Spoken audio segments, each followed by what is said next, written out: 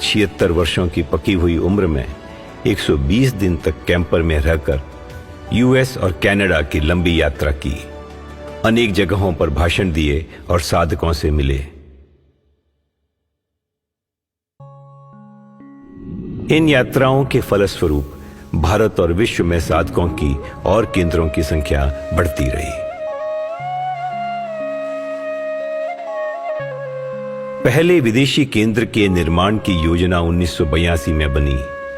America के Massachusetts में धम्मधरा, तत्पश्चात उत्तरी अमेरिका में शनै शनै 16 और दक्षिणी अमेरिका में 8 केंद्र स्थापित हुए।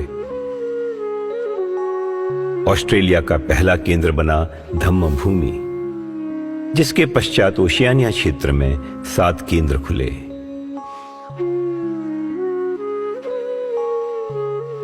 यूरोप का पहला केंद्र धम्ममाही फ्रांस में खुला और धीरे धीरे 14 अन्य केंद्र खुले।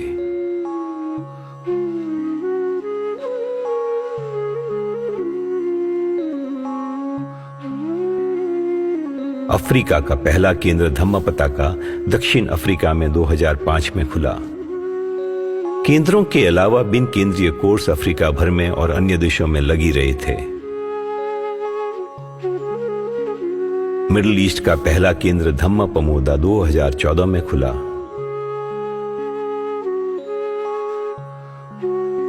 रूस के साधकों के लिए धम्म दुर्लभा है।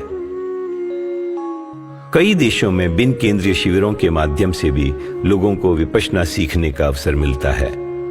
एशिया में 188 केंद्र हैं, जिसमें से सर्वाधिक 88 भारत में हैं। Myanmar, Nepal, Sri Lanka, Thailand, Japan, Taiwan, Cambodia, चीन इत्यादि प्रत्येक देश में 1 से अधिक केंद्र हैं। विश्व भर में फैलते केंद्रों के कारण साधकों के लिए शुद्ध धर्म के मार्ग पर आरूढ़ होना सुलभ हो गया। वहीं गोयंका जी ने उन साधकों के लिए भी विशेष प्रयत्न किया जो लंबे समय तक लगातार ध्यान करने का लाभ उठाना चाहते थे। उन्होंने 20, 30, 45 और 60 दिन के शिविरों के लिए उपयुक्त निर्देश और प्रवचन तैयार किए। इन लंबे कोर्सेज का भी साधकों को बड़ा लाभ हुआ है।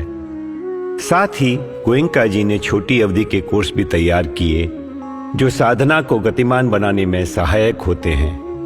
धम्म तपोवन का निर्माण लंबे शिविरों के लिए विशेष रूप से किया गया। आज विश्व में कई केंद्रों पर छोटी और लंबी अवधि के कोर्स आयोजित किए जाते हैं।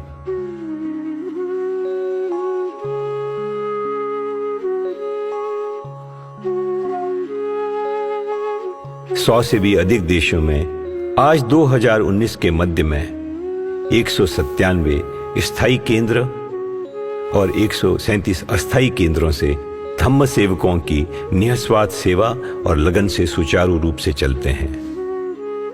सारे केंद्र VRI और dhamma.org के टेक्नोलॉजी प्लेटफॉर्म से जुड़े हैं और 55 भाषाओं में विपश्यना सिखाई जाती है।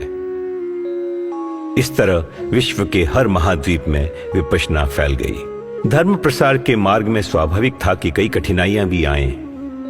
प्रत्येक देश की, प्रत्येक केंद्र की और प्रत्येक कोर्स की अपनी विशिष्ट अड़चन। समस्या जैसी भी हो, मंगलकारी धर्म और सेवकों की निष्ठा ने उनका समाधान हमेशा ढूंढ निकाला।